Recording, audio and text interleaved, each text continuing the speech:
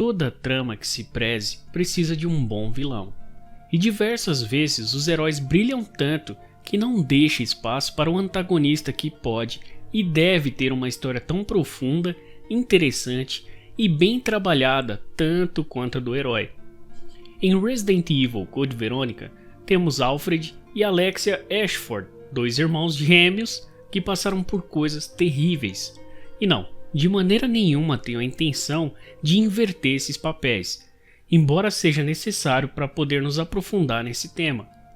No vídeo de hoje, vamos entender a mente perturbada de Alfred e como traumas de infância desencadeou diversos distúrbios que afetou sua vida.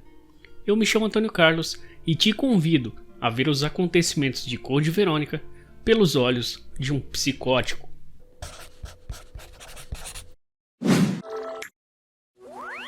Alfred nasceu em 1971, como resultado de um projeto genético que durou cerca de 3 anos, onde se buscava criar indivíduos com alto nível de inteligência. Encabeçado por Alexander, esse projeto criaria um gênio capaz de continuar a pesquisa de virologia que Edward, seu avô, iniciou.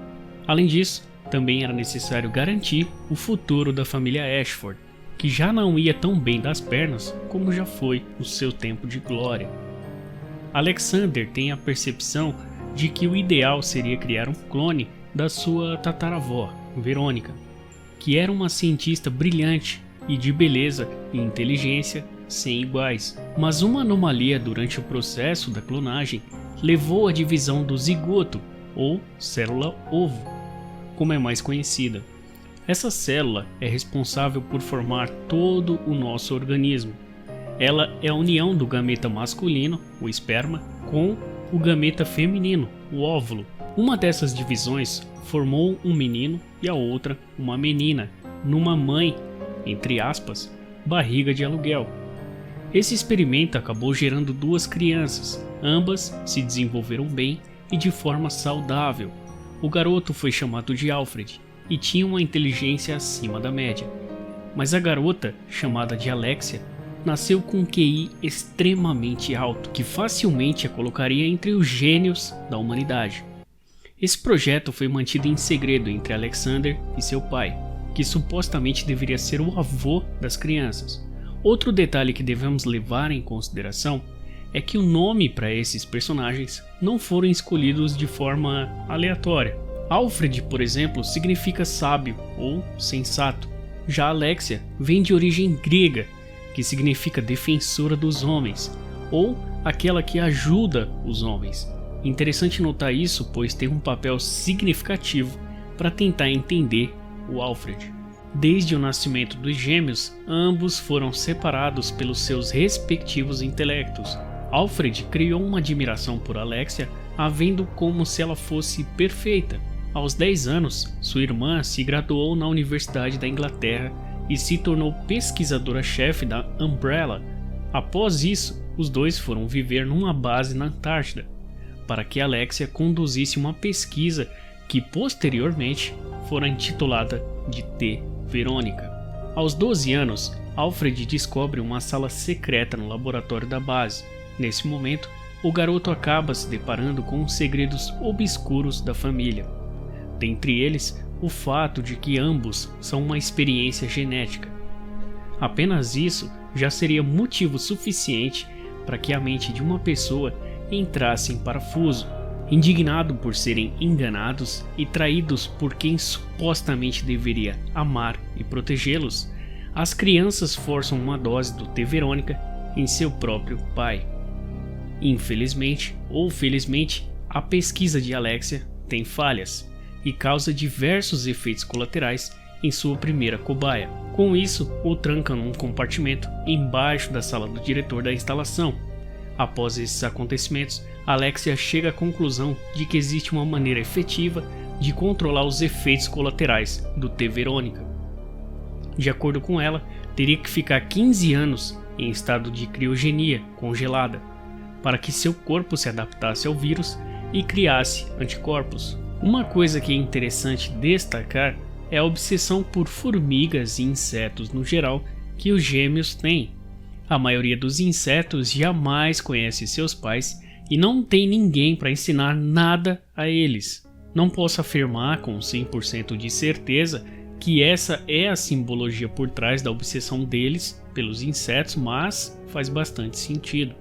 Sem um chefe da família e com apenas 12 anos, o novo conde da família Ashford precisou continuar o legado da família sozinho, com um único desejo em sua mente: restaurar os anos de glória da família para sua irmã. Devo acrescentar que é justamente na infância, mais precisamente na idade escolar, que as crianças iniciam a fase de construir o ego e se adaptar ao mundo à sua volta. E caso esse desenvolvimento da consciência seja perturbado, a criança pode se isolar no que os psicólogos chamam de fortaleza íntima.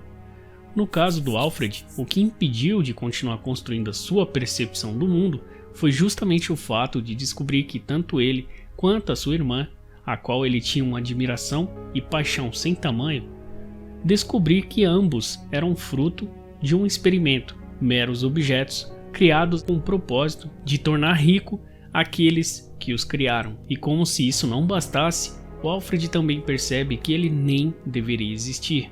Esse choque e a ausência da sua irmã durante os próximos 15 longos anos que se seguiria teve um papel fundamental na dissociação da sua consciência. A dissociação é uma fragmentação da psique. Mas o que é a psique? A psique é justamente o que faz você ser você.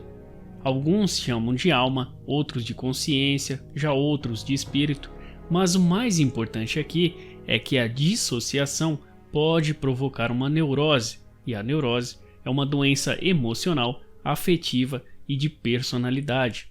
Ela pode causar um transtorno dissociativo de personalidade, ou, numa linguagem mais popular, a dupla personalidade. Outro detalhe que devemos ter em mente é que o jogo tem fortes influências do filme Psicose.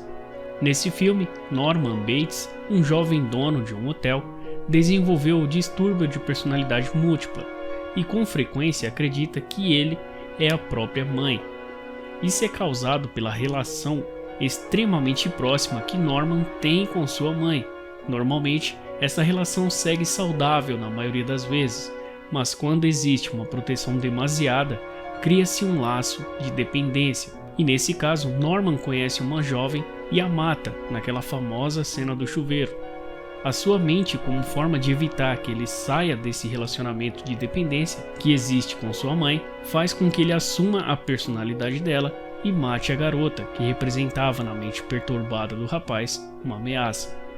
No caso do Alfred, isso também acontece. Entretanto, a sua dependência vem do fato de que Alfred e Alexia deveriam ser a mesma pessoa. Essa dificuldade de entender quem ele é, de verdade, é um mecanismo inconsciente para tentar equilibrar e sentir-se mais seguro, assim podendo enxergar o mundo através dos olhos de alguém capaz, inteligente e independente. Aos 22 anos, Alfred se forma numa conceituada universidade da Inglaterra.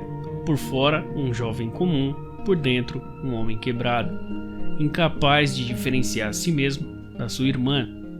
Um dos fatores que pode ter agravado ainda mais o seu transtorno é ter ficado sozinho em Rockford Island, dando muito tempo e oportunidade para sua mente solitária dominar o seu corpo. Durante esse tempo sozinho, Alfred desenvolveu uma tendência militar, talvez para tentar equilibrar de forma inconsciente a falta de disciplina ausente na sua infância.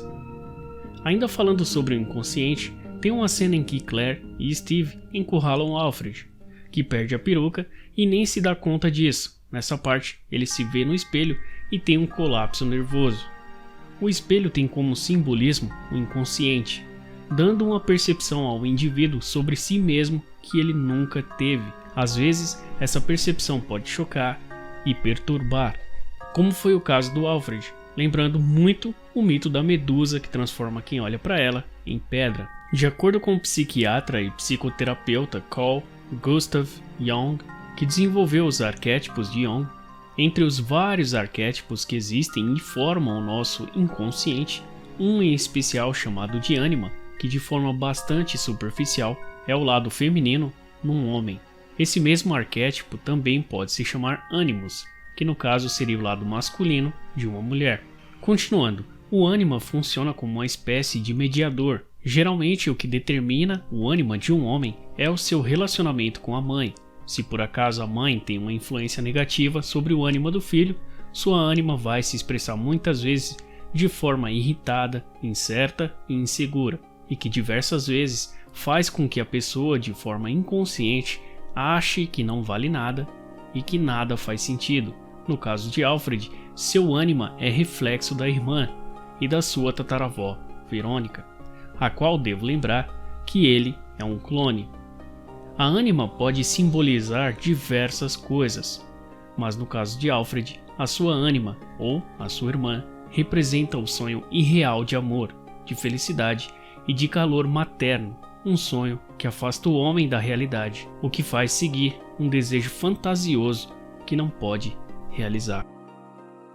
Espero sinceramente que você tenha gostado do vídeo e, se quiser, pode compartilhar nas redes sociais, WhatsApp, Facebook, fica à vontade. Leva apenas alguns segundos do seu dia para fazer todo esse trabalho valer a pena. Eu conto com o apoio de vocês. Caso seja novo por aqui, considere se inscrever. Temos vídeos falando sobre várias coisas.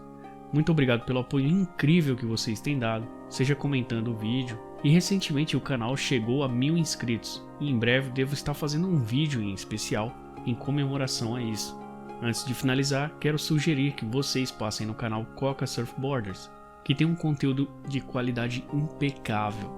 E o outro é o canal parceiro, que já fizemos alguns vídeos juntos, Helmeira e Games. Quem acompanha o canal já ouviu falar sobre ele. Vou deixar o link de ambos aí na descrição e por hoje é só isso. Desejo a todos uma ótima semana, fica na paz e até breve.